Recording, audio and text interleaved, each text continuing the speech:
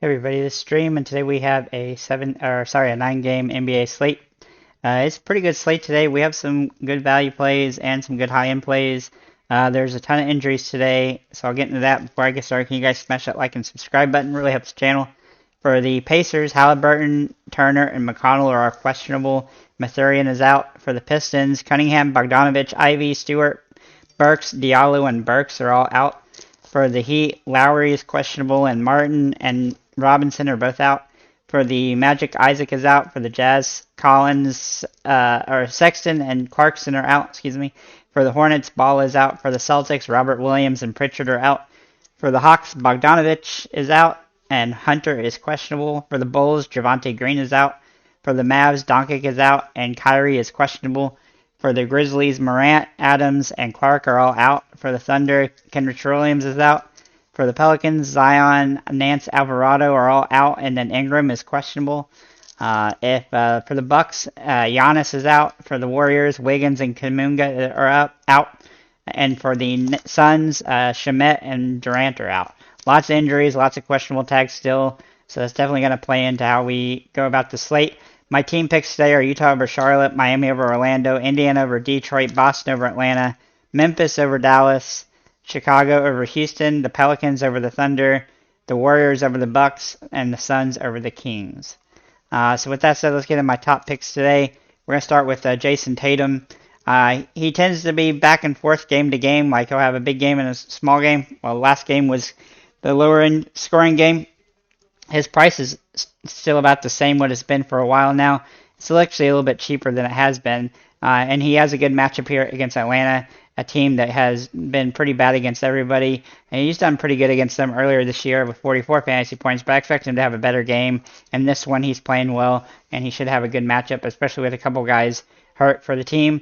Then we're going to look at Shai Alexander for Oklahoma City. Now he is on he is being more limited as the season progresses, but in the games he does play, he does get a full complement of minutes for the most part, and he's been playing extremely well in those roles.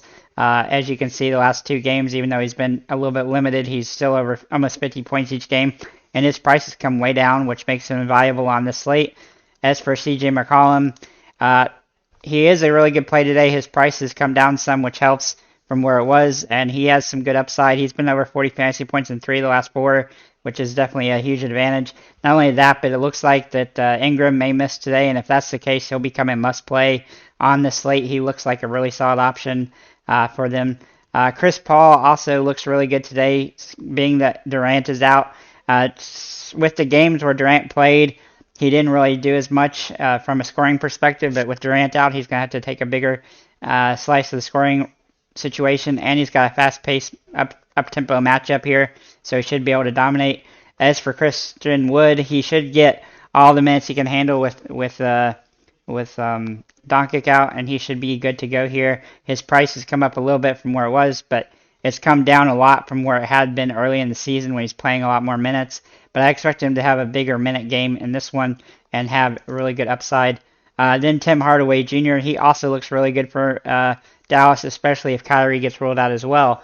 But either way, he's going to be a top-tier option on the slate, and his price is still pretty fair for what he'll likely do in this one. John Collins is also interesting today. You could take a good look at a lot of the big guys for Atlanta, but he's probably the safest one, as he's been playing around 25-30 minutes last couple of games, scoring over 20 fantasy points.